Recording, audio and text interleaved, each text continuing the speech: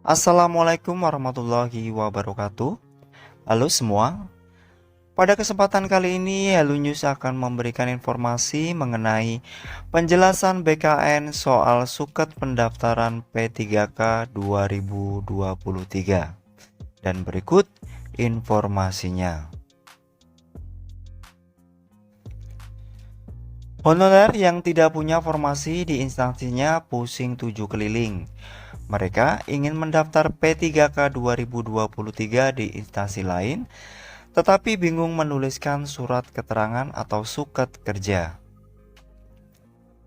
Ini teman-teman bingung mau pakai suket dari pimpinan instansinya, tetapi instansinya enggak buka formasi P3K teknis tahun 2023, kata Kasmun, pengurus Forum Honorer K2 Indonesia Sulawesi Tenggara. Jika meminta surat keterangan dari instansi yang dilamar, tidak mungkin diberikan, sebab mereka belum pernah mengabdi di instansi tersebut. Merespon hal tersebut, Deputi Bidang Sistem Informasi Kepegawaian, Badan Kepegawaian Negara Suwarmin mengungkapkan, jikalau seseorang honorer di instansi A mendaftar di instansi B, maka posisi yang bersangkutan sebagai pendaftar umum. Jadi, mereka bukan masuk kategori khusus. Kategori khusus ini untuk honorer yang berhak mendapatkan afirmasi, terang Deputi Suwarmin.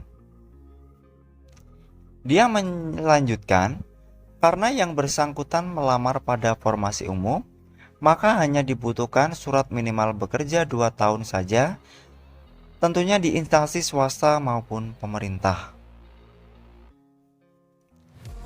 Selain itu, karena honorer yang bersangkutan mendaftar di formasi umum, maka berlaku seluruh aturan dan ketentuan di formasi umum.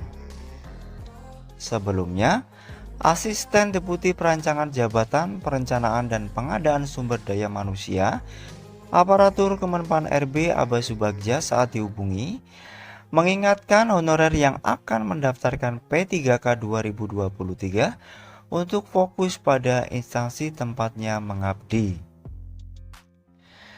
Jangan terpancing mendaftar di instansi lain, bahkan pindah kabupaten atau kota maupun provinsi. Jika tetap memilih pindah lokasi, honorer sendiri yang akan merugi.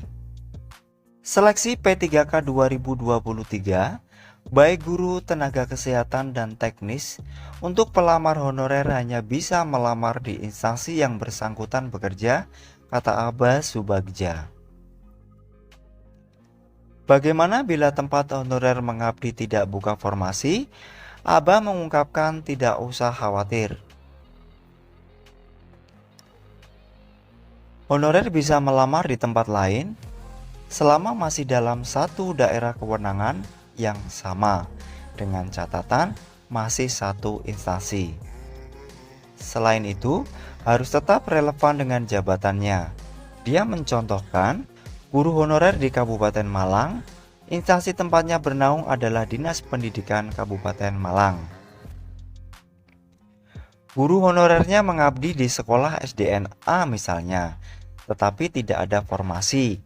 Namun di SDN-B ataupun SMPN-A punya formasi dan relevan dengan jabatannya. Maka yang bersangkutan bisa melamar di antara dua sekolah tersebut. Namun, Aba mengingatkan lagi, bila sekolah yang dilamar itu ternyata ada pelamar prioritas dan honorer K2, maka yang diprioritaskan adalah honorer di sekolah tersebut lebih dahulu. Prinsipnya, kalau masih satu instansi, masih bisa, cuma harus tetap relevan dengan jabatannya. Dan mereka nanti jadinya bersaing antar honorer sendiri, terangnya. Lebih lanjut dikatakan Aba, Kemenpan RB sudah menerbitkan regulasi untuk pengadaan P3K guru, tenaga kesehatan, dan teknis, ditambah dengan CPNS.